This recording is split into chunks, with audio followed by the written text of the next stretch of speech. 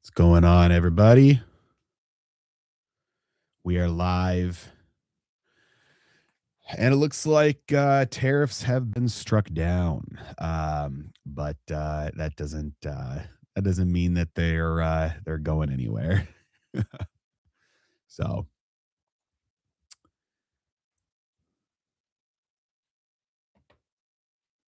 let me know if you guys can see and hear me okay in the chat.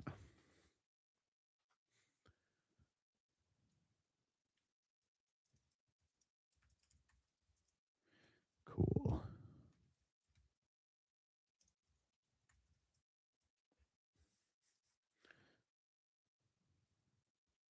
Let's get my comment pinned. If this is your first live stream, the way that we normally do this is ask me anything. As long as you tag me in the question, that way I can see it. If you tag me, I'll see it, and then I will answer any questions that you have for me about the market or investing or whatever you want. So the tariffs, Supreme Court struck down the legality of tariffs. But here's the thing: there are other ways that the executive branch and the White House can enable tariffs that I don't know if it was explicitly detailed in the Supreme Court ruling, but for a while now, he's been saying, hey, if they strike it down, we've got other ways to do it. And that's exactly what's happening. It's really, should be no surprise to anybody. And it doesn't look like it's much surprise to the market either. Trump just announced a new, here, let me show you, pull it up. Trump just announced a new 10% global tariff after raging over the Supreme Court loss. And this one is a global tariff underneath Section 122 of the Trade Act of 1974. This one allows him to do up to a 15% tax globally for a maximum of 150 days. And so what it doesn't clarify is how many times this can be used. So there are some people saying that it's possible he uses this 10% global tariff or up to 15% for 150 days.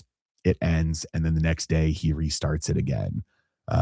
We'll see if that's the way the cookie crumbles, but it's really no surprise that this is happening. That he's doing it anyway with just under different rules. And there are some other ways that the executive branch is potentially able to do this as well, not just underneath that that rule. So the first question there from Fox UK, if SCOTUS ruled against the tariffs, what legal basis is Trump using to keep them in place? And it is just a different way of implementing tariffs. And they're actually in the notes. I haven't read them yet, but I saw people talking about how there were kind of notes from certain members of the Supreme Court saying, hey, if he would have done the tariffs this way, it would be fine. But because he's trying to do them a different way, it's not okay. Basically, like giving him instructions on how to properly do it in a way that they won't strike down a second time. Can the president ignore Supreme Court ruling without immediate consequences? How might this decision affect international trade? Specific in this case, he's as far as I can tell, he's not ignoring them.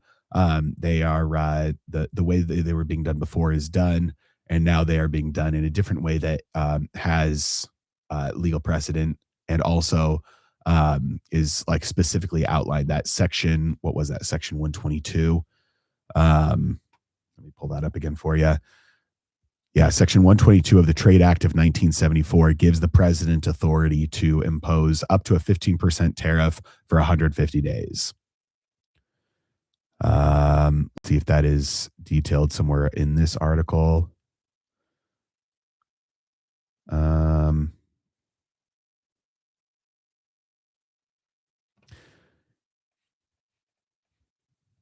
And then, so any extension does require congressional approval, but it's not clear that if it ends and then he restarts it later, if that would count as an extension or just a, redoing the exact same thing.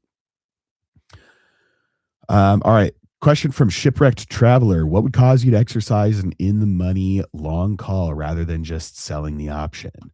It's very rare that that would take place. Really, the only circumstance that I've ever been in where I've had to do that is when the option is very illiquid and very deep in the money, and so the bid ask spread is incredibly wide, and you cannot get a fill at intrinsic value. So, for instance, if you've got a $10 strike price option and the stock is trading at $100, you would say, okay, well, I should be at least able to sell that option for $90. But you get close to expiration if it's a super illiquid option on a low volume stock, and you look at that and you're like, there's a spread on that from like 85 is the bid and 95 is the ask. You try and get filled at 90 and nobody is there to fill you. You'd be looking at selling it for less than its intrinsic value. You'd be selling it for maybe 89 or 87, and you're like, well, I don't want to take that hit because it's worth exactly 90. And so then what you can do is you can exercise the option. That way you buy the shares at 10 immediately, or even before you exercise, you can sell the shares at market at 100. And then when you exercise, you deliver those shares that you just sold, and you get to capture the entire intrinsic value. Really, that's the only situation. I know there are some people who like to do stealing the dividend, but for the most part, you're, except in rare circumstances, because of the time value, you're going to be better off by just selling the option instead. At expiration, though, there's no time value left, so it doesn't matter at expiration.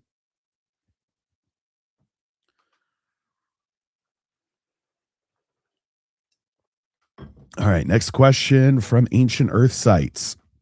By the way, guys, if you tag me and you include like this one from Ancient Earth Sites, there's like the dot dot dots after my tag, so it doesn't actually the YouTube doesn't recognize that as because there's extra characters after that.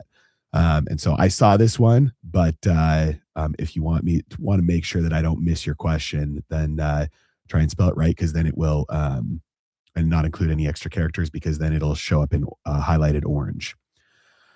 All right. Any thoughts on all this chatter about the February 27th date for silver delivery requests for March? Sounds like COMEX is likely to run out of silver. I don't.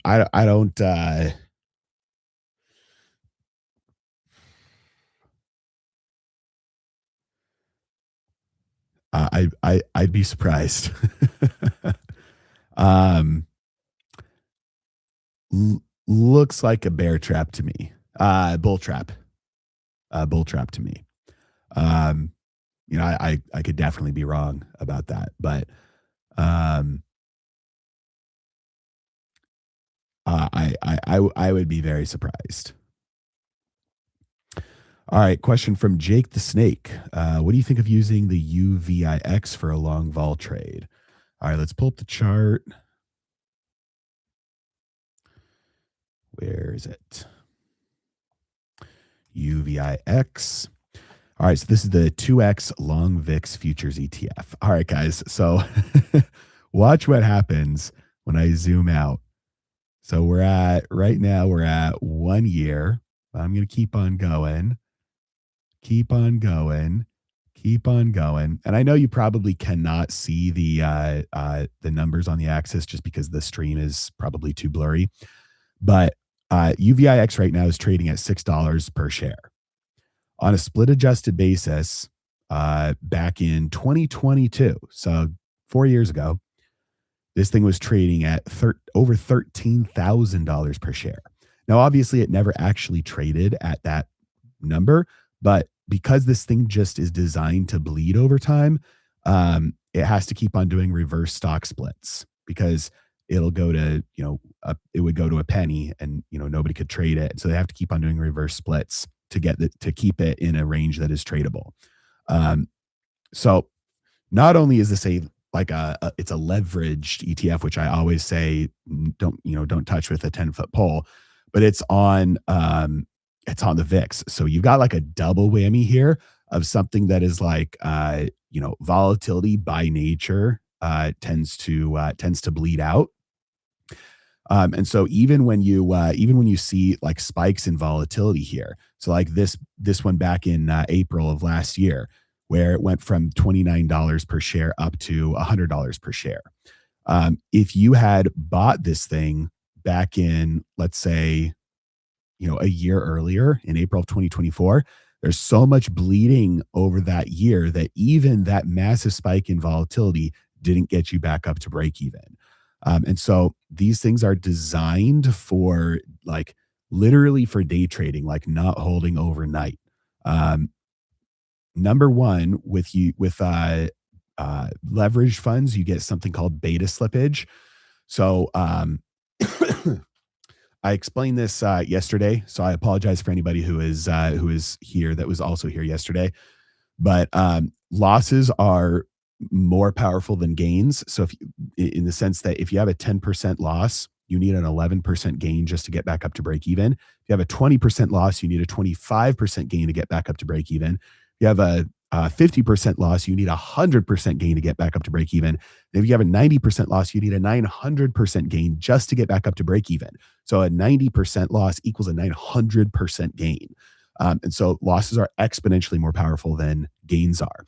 So when you have a leveraged fund, it's following the underlying. If you have general volatility in the underlying, you could even have it trend slightly upwards, and you could still have the leveraged fund that's following that bleed value over time, because all of those losses are magnified and the gains are not enough to make up for it. They are on the underlying, but not on the leveraged fund, because when you have the leveraged fund, it's 2 or 3x down, which means you don't need an equivalent up move to get back up to break even. You need a larger up move to get back up to break even. And then you're doing that on volatility, which generally bleeds out. And so those funds are just designed to bleed money over time. And you can't even make money by just shorting them, because the shares aren't available to borrow. And if they are available to borrow, you're going to pay a stupid interest rate that probably just barely uh, is probably just a little bit more than the slippage in the shares over time. So for things like I don't think it's wise to touch things like UVIX, leverage funds, and volatility funds. I like to go direct. So if I'm trading volatility, typically I will buy options on the actual VIX. Um,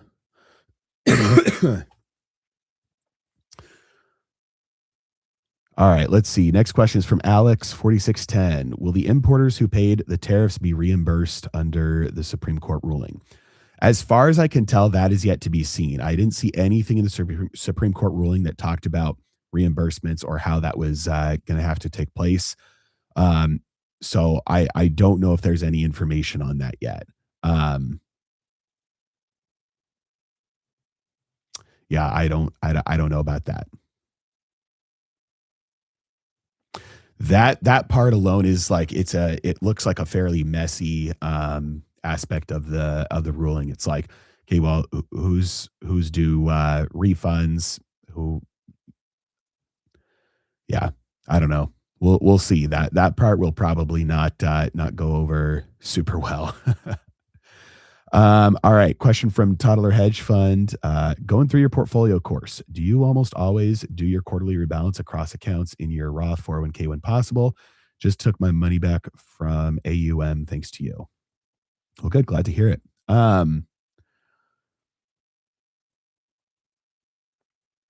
The rebalance, I mean, yes, so rebalancing, you want to include everything across your entire investable portfolio. So that includes your retirement accounts, as well as your taxable accounts, as well as your holdings of things like gold or real estate or Bitcoin outside of your traditional brokerage accounts.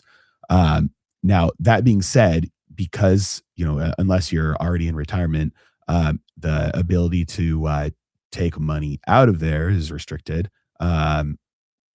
If you are retired, if you're like taking RMDs from a traditional account, your ability to put money in is restricted. So the rebalancing can be tricky if you have like your entire stock portfolio inside of a retirement account. If your stock portion of your portfolio gets out of balance compared to everything else. So there's a little bit of, do the best you can because you might not be able to get everything perfect. But that's okay. This is not something that you need to like be exact and precise. It's better to be um, generally right than precisely wrong. So get close. But yeah, you want to include your retirement accounts in rebalancing as much as possible. All right, question from Tim 8295. Do you think AI is going to take over all white collar jobs? I'm trying to figure out if I need to retool in blue collar or stay in my white collar healthcare strategy analytics job. Okay. The short answer is I don't know, but a couple of things that I would do if I were in your position. Number one, it's it the more an industry is tied to the government, the slower it's going to move. And so, like, if you have like a job that Chat GPT could do for you perfectly, but you work for like directly for a government, whether city, state, or federal, then your position would probably be more safe than an equivalent position working at like Google. um, they tend to move the slowest, especially like government unions. Trying to be there to protect your job at the expense of the taxpayer, and so that's going to be probably the last people to get displaced. Um, I think depending on I don't you just said healthcare. Healthcare in general is pretty closely tied. I think it's probably the second closest to the government outside of like finance, um, in terms of like regulation and influence from the government. And so it's in my opinion probably a little bit better positioned than something like a similar position in at a legal firm or again at a big tech company, something like that. That being said, I would not rely on just throwing my hands up and saying like well, you know all if it happens, it happens. And if I were in your position, I would make myself as ir- unreplaceable as possible. Now, I wouldn't like I don't know if you've been looking for a complete career change.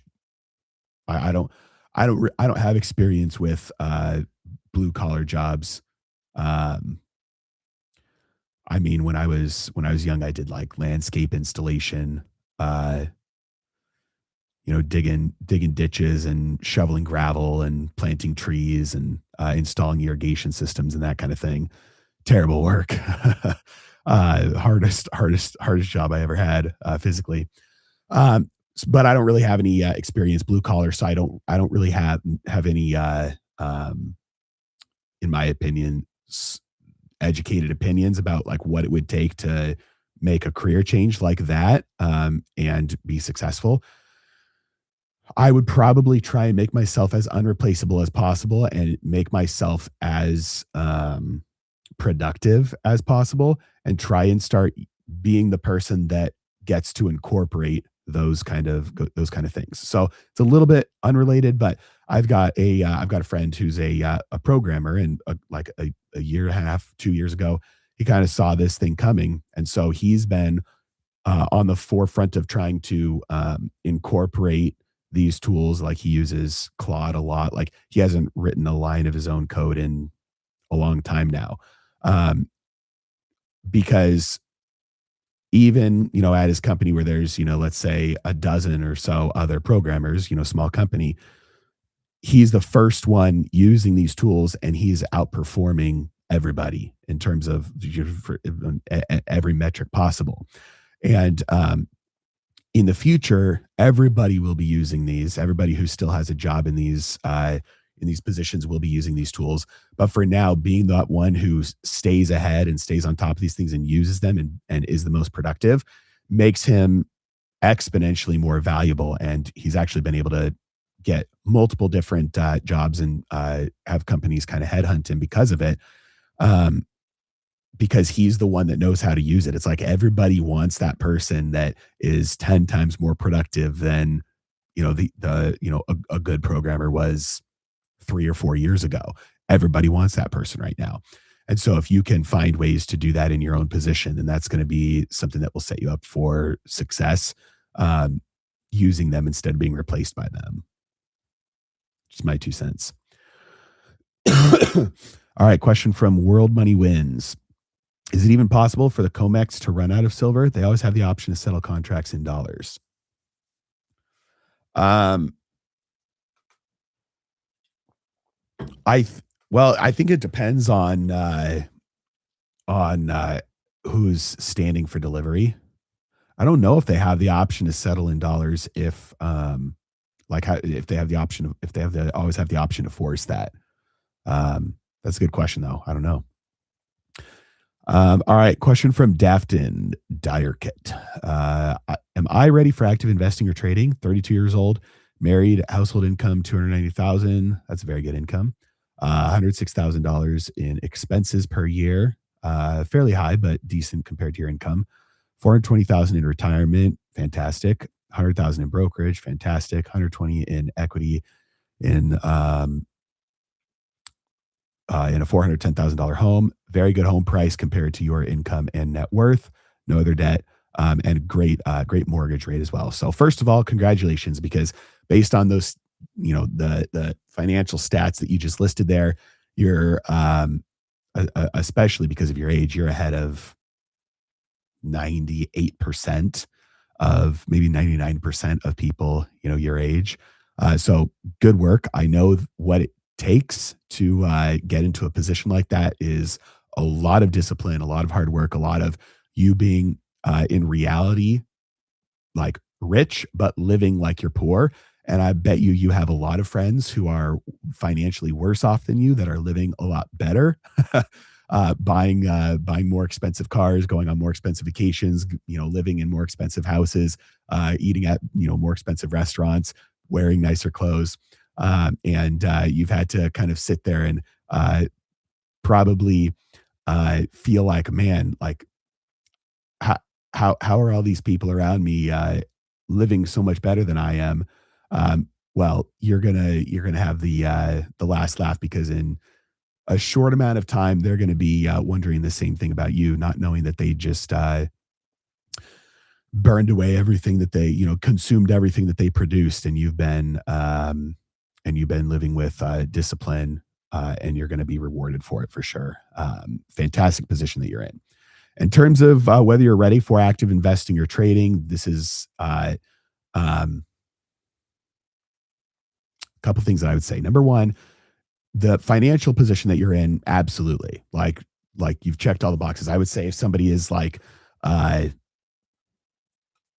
in a bad financial situation, has debt, doesn't have a decent sized trading account relative to their portfolio, um, is doesn't have a good income. It's like focus on income, get a good amount saved up, get your regular investing set up, and then focus on more active investing and trading.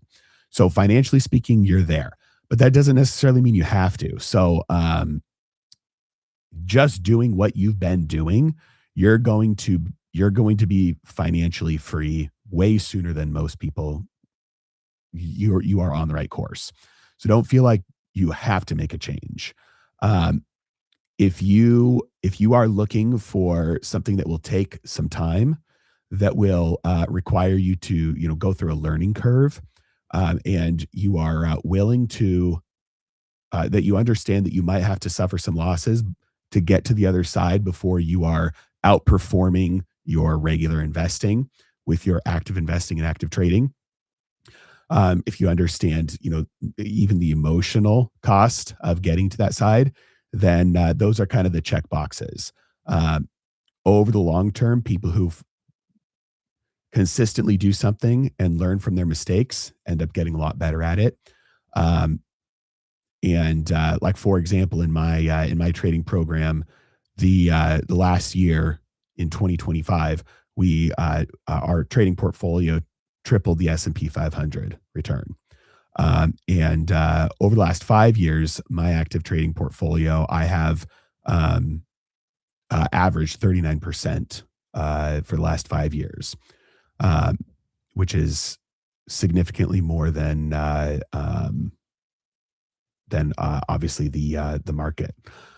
So, but it took me a long time to get there. When I first started trading and I didn't know what I was doing, I was losing money all the time, making stupid mistakes. And so, if you are willing to put in the work and to learn and to get there, then absolutely. And by the way, if any of you guys are interested in learning my trading strategies, this Sunday on February 22nd, I'm hosting a free Zoom call. You do have to register for it. The link is below. Specifically to talk about my commodity trading strategy, because we've got a commodity super cycle going on right now. Energy, materials, rare earths, base metals, precious metals. We've got kind of a rising tide lifting all boats in these areas, and for a number of reasons, which we'll go over on the call, and I'll share with you guys my trading strategy for commodities. So if that sounds like something that's interesting to you. Again, the call is free, and I'll also extend an invitation to join my trading program at the end. So, and I don't know when I'm going to be doing this one again. So, register if you're interested.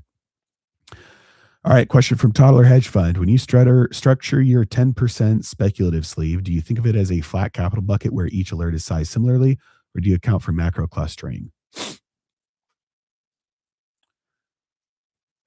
No, each trade is individual. Um, yeah, each trade is treated separately. That's how I do it. Not, you can do it however you want, but that's how I do it. All right. Question from Mimi. If you are in your 60s and retiring in a few years, but if your 401k position is mostly in cash, which sector would you invest now to avoid any risk? S&P 500 seems too expensive now. Well, there's no such thing as avoiding risk, unfortunately, because if you stay in cash, then you're risking losing to inflation, and you're risking asset prices getting more expensive and running away from you even more. Um, if you invest, then you're risking the prices of those assets falling. Uh, so there's no way to avoid risk. There are certain ways you can transfer some risk, like you can transfer the risk of dying to an insurance company by buying life insurance. You can transfer the risk of a market crash to somebody else through things like buying puts for a period of time. But there's no such thing as the elimination of risk in total. So, um, retiring in a few years, like number one, my standard, the standard portfolio advice is, 60/40 stocks and bonds. The older you are or the more conservative you are, the more you want in bonds. Personally, I don't like that because bonds tend to return less than the rate of inflation most of the time throughout the last 100 years. And so I like to have a good chunk of my account in things that are protected from that inflation. And that would be things like gold. So I like about 20% in gold, 5% Bitcoin, 5% cash, 30% stocks, 30% real estate, and like 10% for speculation and hedging. The more you need to rely on taking from that account, the more maybe with the stocks you can pivot towards like dividend producing stocks where you'll still have income being produced from it without having to look at the actual total value and sell shares. You can maybe lean more towards a conservative overall profile where you maybe have a little bit more in cash and a little bit more in gold. And the cash, I'm not saying cash. When I say cash in the portfolio, that's high yield savings account, that's money market fund, the short term bond funds, that kind of thing, so that at least you're getting some interest that gets you close to break even after accounting for inflation. Um, in terms of stocks looking too expensive right now, I mean, that's not my opinion. I am still bullish on the stock market overall. I think that there are plenty of areas that actually look undervalued in the stock market, and but there are a lot of, I understand the fear. There are a lot of people who do think that the stock market is due for, a major crash and a decade or more of subpar performance. I personally don't agree with that, but that doesn't mean, I could be wrong. And so in situations like that, you learn some options trading, you buy some long-term way out of the money puts, pay for them by selling some calls, like some monthly calls, until you paid for it, and then you have the protection for free, and then you leave yourself the upside from there. There are some fairly simple things you can do to uh, transfer some of that downside risk, at least for a time period. Um, so,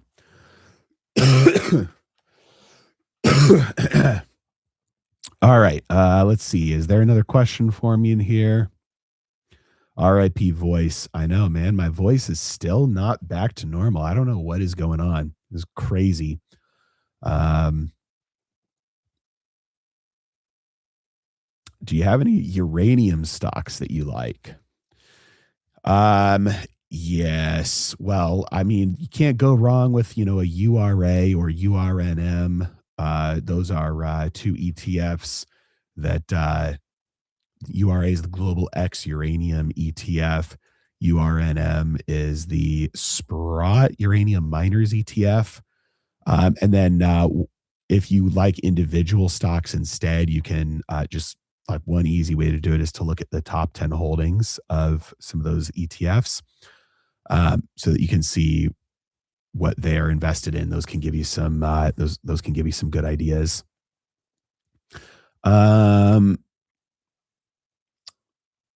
Also, like nuclear infrastructure overall, I'm fairly bullish on right now. I think there's a good trend towards deregulation and government push for uh, for nuclear energy production. Um, and so, yeah, I'm bullish on nuclear and uranium. All right, next question from Steve. I'm one of your program subs. The program is solid. Thanks. Question: with the potential adoption of AI agents, how do you see the labor market responding? This looks very deflationary. In a vacuum, this would be deflationary. So like a really, really solid example of this that is like easy to like visualize is Amazon. So you take Amazon, which is a company that for the last, I don't know, however many decades, they've been building out this massive, logistics like empire and all these factories, very, very labor intensive. You got these massive warehouses full of thousands of people walking around grabbing items off of the shelf, packaging them up, sending them out, like very labor intensive. But if you've been watching over the last number of years, their head count every year goes down and their like robotics count every year goes up. They're slowly able to automate away a lot of this labor. And so what that does is it decreases their costs. Um, B, it increases their profits, but it also allows them to take more market share because something that may have been, too expensive for them to sell, or maybe they didn't have as much market share selling something that they wanted to. Now, because their costs are lower, they can pass on some of those cost savings to the market, to consumers, and now they get more. That competition, so that they can try and get that business, drives those prices lower. You could see this in things like imagine, I don't this is not a time prediction, but something like self-driving cars, with maybe a humanoid robot, or maybe just any form of robot taking the place of DoorDash drivers. So at a restaurant, you're going to make your food and you're going to plop it in the little robotic tray. It's going to go out to its little self-driving car. It's going to go deliver it. It's going to hop out and walk up to the door and set it in front of the door. Um, this drastically decreases the cost of food delivery because You don't have to pay, or even just like drivers, like the Uber's kind of whole business model for a long time has been, we just need to get to the point where we can have self-driving cars because the vast majority of their cost is paying the driver. And so if they can get to the point where they can have a fleet of cars where there's no driver there, they can pocket most of that. But it's not going to be just them. They're going to be competing with like Tesla and Lyft and others. And so that will drive down the cost. In order to continue to get business, they're going to have to lower their cost, and they can because um, you know, their costs themselves are lower. And so these are all examples of like technology is deflationary. TVs have gone down in price over time. Technology is deflationary, and it always has been. This is like light bulbs and electricity and the agricultural revolution. It's like we get more for less. It costs less human labor to get something that people want and need. Now, the problem is that if you get too much of this spread out where costs in general start going down, um, then you can have like a systemic deflation, which is bad for the banks. It's bad for the government. It's bad for borrowers because now you have to pay back dollars that are worth more than the dollars that you borrowed.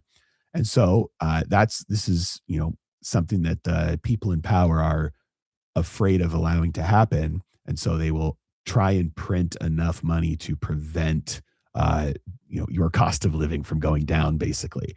Um, and so whether we will actually get real systemic deflation as a result of technological growth, that's a question that I think that the printer can overwhelm that. But yeah, just in a vacuum, AI and robotics and automation, it is deflationary. All technology is. All right, question from Shiny Shiny Man.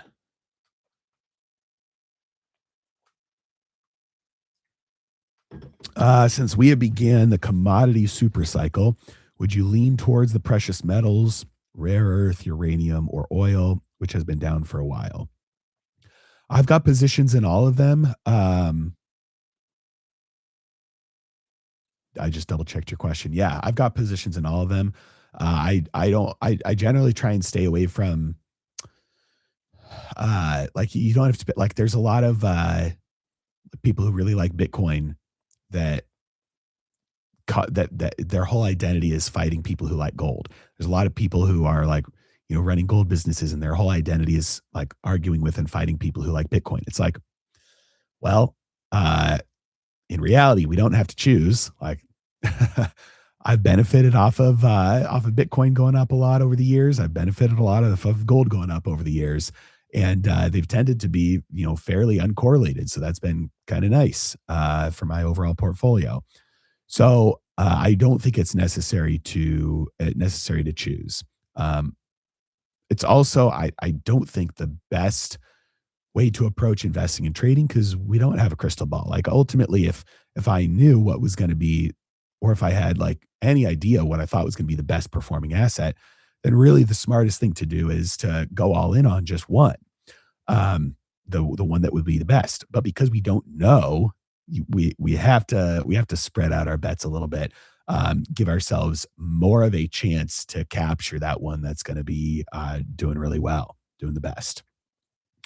So, and so we trade them all, or I guess I can't say all of them, but we trade over a wide variety of commodities, and so far we've been doing great. If you've just hopped on, I've got a live webinar coming up on this Sunday. Register for it. Link is in the description below. It's a free event. I'm going to be going over the commodity super cycle and my commodity trading strategy. And so yeah, I highly recommend joining that so you can participate. All right. From Alex. Thank you for the super chat. I appreciate it. Hey, Hersey, when do you think deregulation of the banks in terms of purchasing power for the supplementary leverage ratio could take place? I think it'll happen after the new Fed chair gets in, and it'll probably be Warsh, but um, I think it'll happen after that. So probably, I would guess some point during the second half of this year. All right, question from Stuart Causal. I read from Clear Value Tax that no, we the people will not get reimbursed, but the major companies that pass down the tax on us will receive the reimbursement from the tax. Okay. Then he tends to have pretty good information. So especially when it's anything related to taxes. So if he said that, he's probably right about that. I just hadn't yet seen anything about how the reimbursements would work. And to be clear, I actually, maybe I wasn't clear about this before.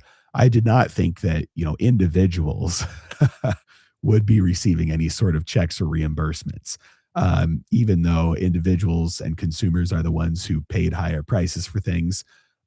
There's no like paper trail for that versus like who pays the tariffs directly. There are paper trails. So, um, but yeah, if that's what he said, then that's probably correct. All right, question from Trice and Trailer. What do you think about the effect of quantum computing on crypto? Is this threat real um, or how actually far is quantum computing?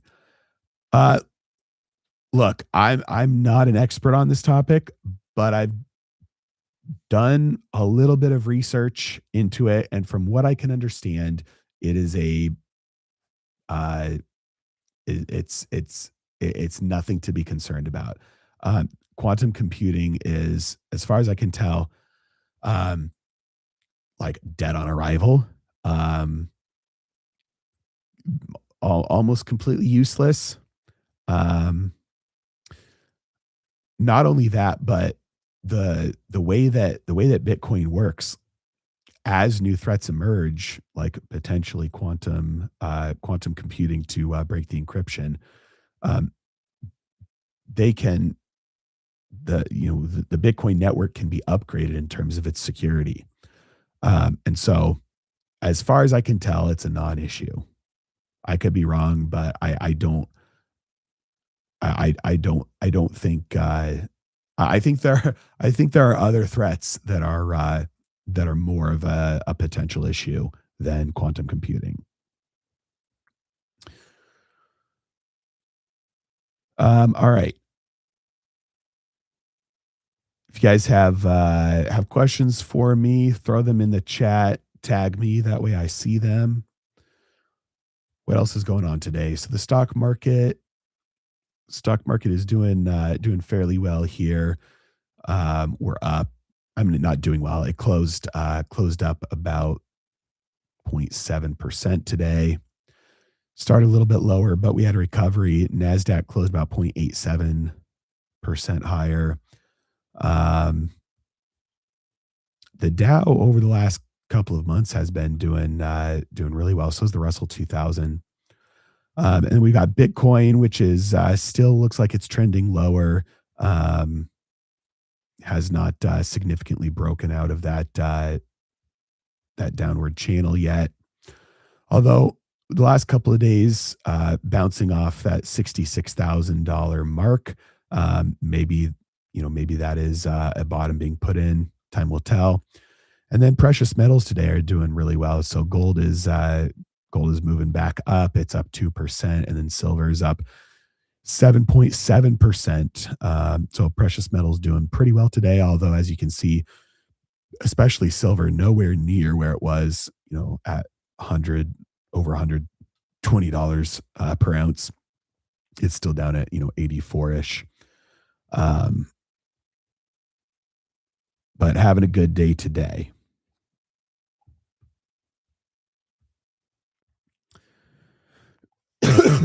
All right. Let's see. Next question from Cornell Rise. Once the SLR regulation for banks is removed, what would you think is the short to medium to long term reaction? Well, I think there's going to be a lot of money that rushes into treasuries because that's going to be the main thing. Right now, I mean, when you look at what banks did during 2020 and 2021 when the SLR was removed temporarily, a lot of money rushed into treasuries. And some banks got in trouble from that, like Silicon Valley Bank and some others, because they were buying treasuries at crazy low interest rates.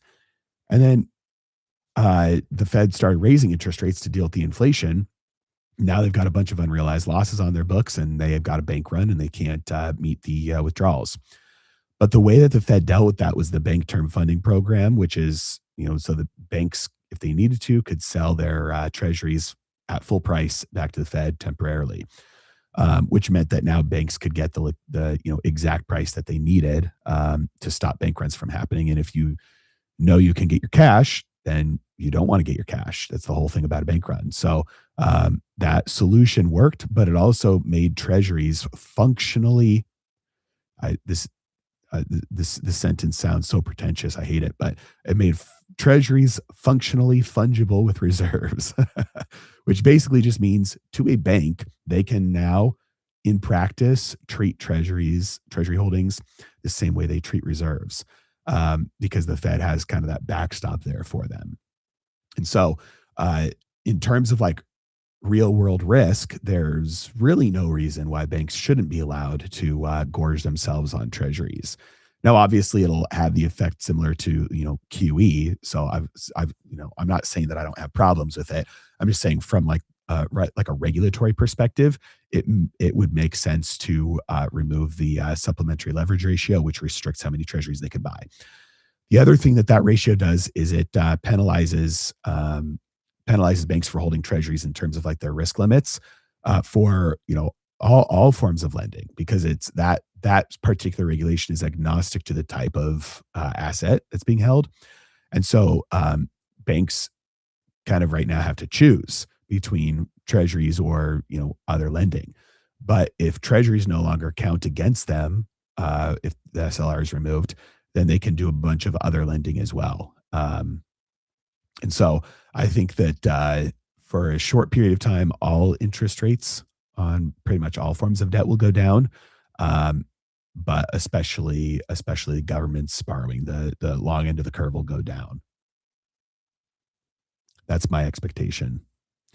And then it should be fairly bullish for the markets and for the economy overall, because you could get a surge in private lending, whether that's mortgages, business loans, that sort of thing. All right, question from All Nighter Hider. Do you think quantum computing could possibly help secure the Bitcoin network? Have you heard anyone speak of QC in a positive light regarding Bitcoin? No, I have not. I've heard some people that, by everything I can tell, are fairly uneducated, saying that it's going to cripple Bitcoin with really weak arguments, and then other people be able to defend and argue about why that's not the case. But in terms of like the usability, like the way that quantum computing can be applied, like the things that it can actually be used for, very, very, very, very, very, very narrow set of applications that helping secure the Bitcoin network. Ultimately, it's the decentralization of a Bitcoin that helps keep it secure. So quantum computing doesn't really do anything there. All right, question from Andrew. As far as defense spending, US Canada tensions, oil, what are your thoughts on a company like Kraken Robotics? PNG.V on the TSX. Well, I don't know anything about this company, but let's take a look at the chart. PNG, Kraken Robotics. Okay, well, first of all, this chart looks amazing. Like up and to the right is a good sign. Let's see. What is the market cap? 2.5 billion. Okay. Electronic technology, aerospace and defense. PE ratio is pretty high, 134, which makes sense when you see a stock that moves up like this. $8 per share. Let's see there, and they've doubled since September of last year. So this looks to be a growth company that the market is kind of piling into for future earnings, future growth potential. Uh, Surprise loss on their last earnings. Surprise loss on their earnings before that. Same before that. Looks like the last time they had a good earnings call was April of 2025. So it looks like they're just, right now in extreme growth mode, spending money, and the market doesn't care that they're not, not really doing too hot on from an earnings perspective. So maybe it's overvalued right now. Again, this is all just some very preliminary. I'm just kind of like gathering some information here. I don't know anything about this company. Um, See anything over here? Um, their revenue has been increasing every single year. So has their net income over the last couple of years.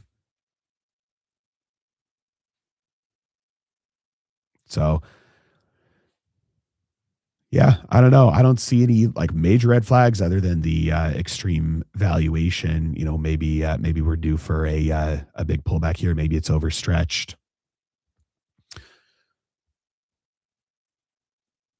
Um, but in terms of what you're talking, defense spending is, I don't know. Is this a company that is like, do they get military contracts and stuff? I don't know.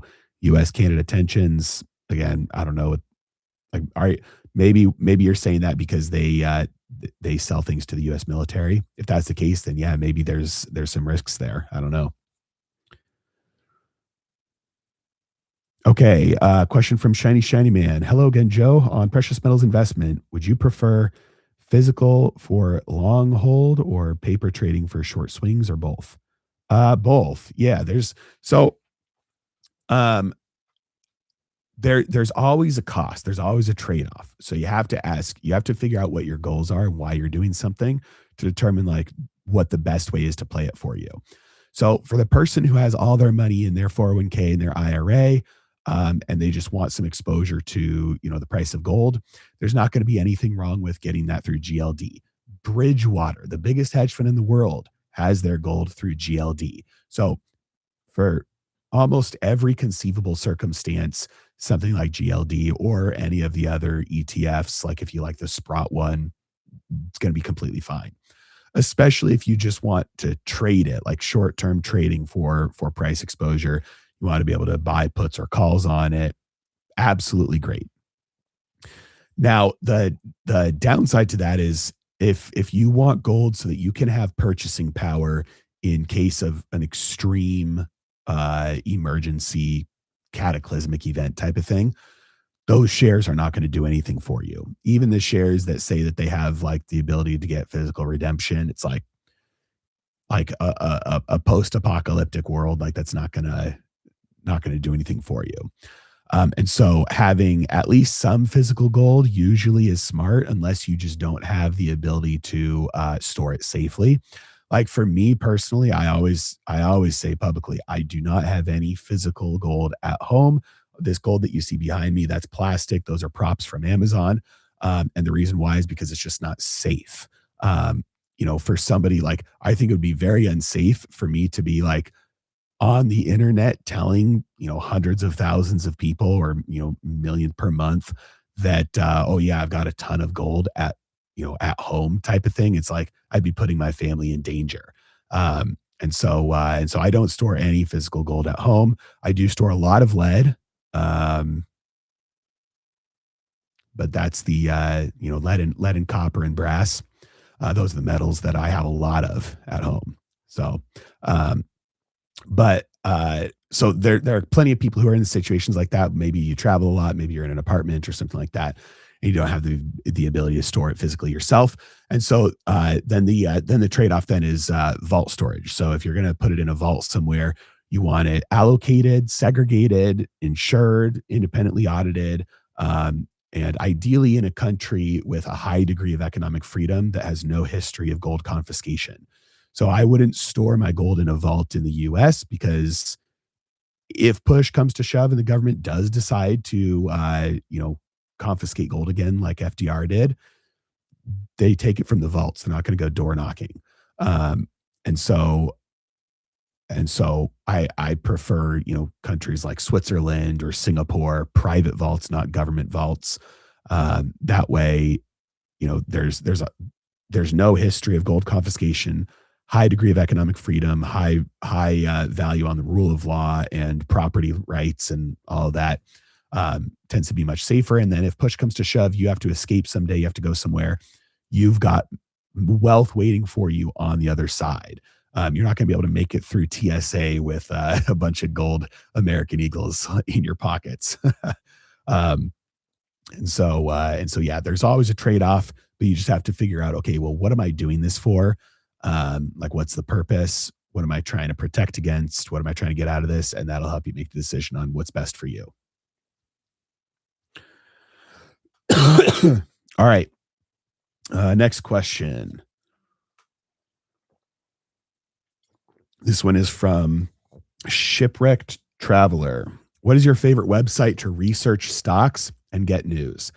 I don't know if I have a favorite. I just try and cast as many lines into the water as possible, as many nets into the water as possible. And so I'm constantly on Bloomberg and CNBC. Uh, X is a really good one. It goes through phases. Like when it was, years ago when it was Twitter, it was really good. Since Elon bought it, it has gone through many different phases of like becoming terrible to being like really good. It seems like they're constantly trying to tweak the way that the algorithm works and recommends posts and things like that. And so it's gone through some major swings up and down in terms of like the quality of news and financial info that is readily available. At least for the last couple of months, in my opinion, it's been fantastic. And so that's a good source. YouTube is an okay source. It just tends to be a little bit less like breaking, a little bit less time, like a little bit less urgent. Like it could just because the nature of it, you to make a video. Like for me, when I have to make a video about something, it's at least a couple of days before I can get that video up. Well, that's one of the reasons why I've been live streaming so much recently is because it's live. And so you can do it, a lot quicker, but it's still a lot more delayed than something like, posting on X. Trading View is another one that I spend a ton of time on. Obviously the main thing on Trading View is the charts, but they do have news in there as well. And obviously other financial information like the fundamentals and those kind of things. Okay, question from Alex MP95. What do you think about leap call options on TLT? Yeah, could be a good play. I think that there's a high risk with a play like that. But if it pans out, then it could be very profitable. All right. Question from Mimi. Do you still use One Gold? Yes. Look, the reason why I recommend One Gold and why I've used it in the past, it's for a very specific use case. It's if you don't have enough money to outright buy at least a couple ounces of gold at a time, then most of the time you don't want to just store your money up in cash until you get to that point because you're losing to inflation or the price of gold might be running away from you in that time. And if you try and buy like a 1/10 of an ounce at a time, like the amount of money you're going to be spending on like the commissions, the insurance, the delivery, all that, you're paying way, way, way too much per ounce. It's just stupid, the fees that you'll pay. And so it's much smarter to just store it up by doing dollar cost averaging through something like Vaulted or One Gold. Those are the two services that I recommend for this sort of thing, where you store up an amount. And then once you get to the point where there's a couple of ounces in there, then you can take physical delivery if that's, what you want to do. Um, you don't even have to take physical delivery directly like through the app or whatever. You can just sell it, turn it into cash, and then use that cash to go buy a physical coin from somebody else that you want to like even like go to Costco or whatever. And so I do really like those services for like weekly or twice a week or monthly recurring purchases to store up to the point where you have enough where you're like, all right, now I want it physical. Okay.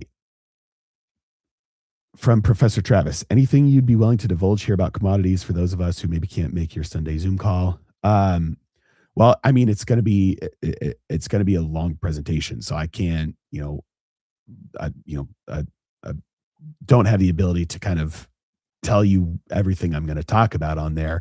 But I'm going to be talking about the commodity super cycle, why it's happening, what I'm doing about it, how I'm trading it, going over my trading strategy for it. So, um, I, to be honest, I would say like if you read it, I'll send out a replay to you afterwards. So if you can't make it live, still register for it. That way you can get the link to watch the replay afterwards. Um, and then obviously, like I've said, I'll be extending an invitation to join my trading program at the end of it. Um, and so if you are at all interested in that potential, then you do need to be on the call or at least on the list to get that invitation. Um, all right, guys. I think that's all. It's been an hour here.